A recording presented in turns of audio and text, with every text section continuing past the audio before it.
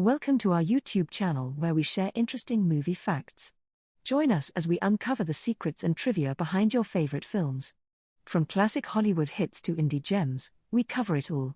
So sit back, relax, and enjoy learning something new about the movies you love. Number 1.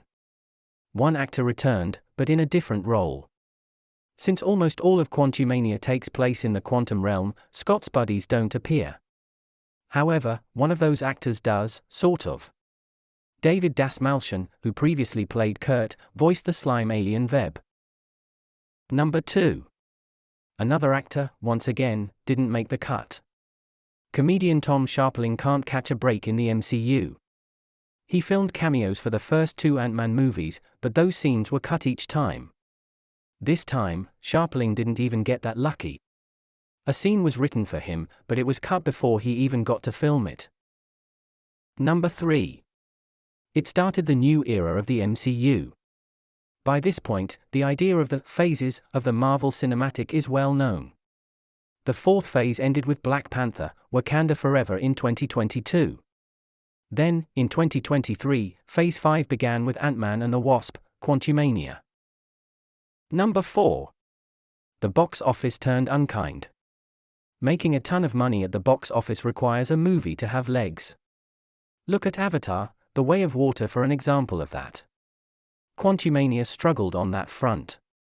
It suffered a 69% drop in box office totals domestically in its second weekend, the largest decline of any movie in the MCU. Number 5. Could there be a 4th film? Maybe. Marvel characters usually don't get to a 4th film, but there has already been talk of a 4th Ant-Man movie. One of those people? Michael Douglas, who plays Hank Pym. He said he would return for a 4th movie but under Harrison Ford's rules. In other words, he wants his character to die. Number 6. The Ant-Man suit got tweaked. If Scott's suit looked a little different, but also familiar, there's a good reason for that. For this film, the Ant-Man suit was changed to have the chest pattern featured on it in the Marvel Comics. Number 7. Darren Cross returned in a very different way. Cross, played by Corey Stoll, was the villain in the first Ant-Man.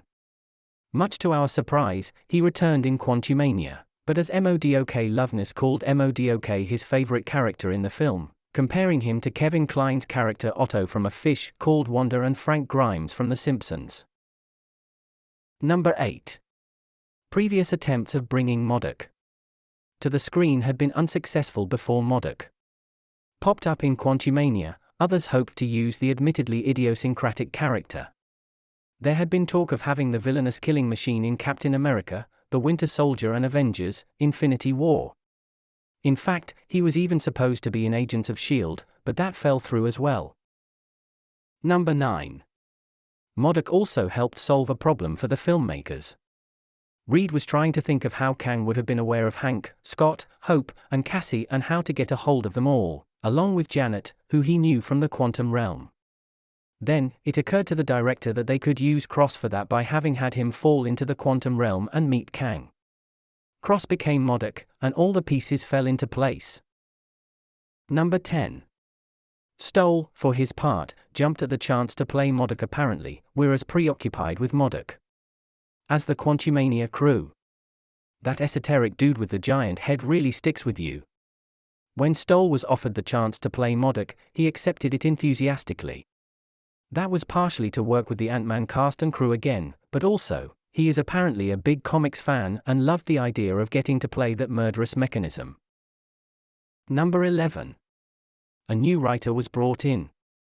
Peyton Reed returned, once again, to direct his 3rd Ant-Man film, making him the only director to help this series.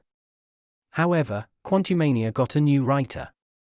That's true in more than one way. Jeff Loveness wasn't just new to Ant-Man or the MCU. This was his feature film debut, having been best known for writing on Rick and Morty. Number 12. A lot of inspirations went into Kang. It was known that a new major villain was being established with Quantumania, and this villain would have to first appear on Loki. They decided on Kang the Conqueror, but then Reed and the showrunners over at Loki had to agree on an actor. Jonathan Majors landed the role.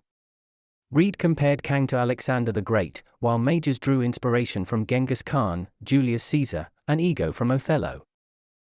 Number 13. A few key Kang variants show up. In the mid-credits and post-credits scenes, we see variants of Kang. Hundreds, in fact, though a few get particular attention. If you aren't well versed in the comics, the primary versions of Kang we see include Immortus, Centurion, Ramatut, and Victor Timely. Number 14. Cassie was recast again.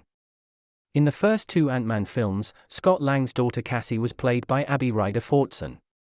Then, for Scott's return from the quantum realm in Endgame, Cassie was recast with Emma Fuhrmann to indicate her aging during that time. For the larger role in Quantumania, in which Cassie is one of the leads, Fuhrmann was replaced by Kathryn Newton. This news, reasonably, was greeted with disappointment by Fuhrmann, who expressed an interest in returning to the MCU. Number 15. Reed paid homage to a classic sci-fi film. Did that scene of Hank Pym enlarging a pizza for the family look familiar? Well, it is an homage to the scene in Back to the Future Part 2, where the pizza is hydrated and becomes a full-size, cooked pizza.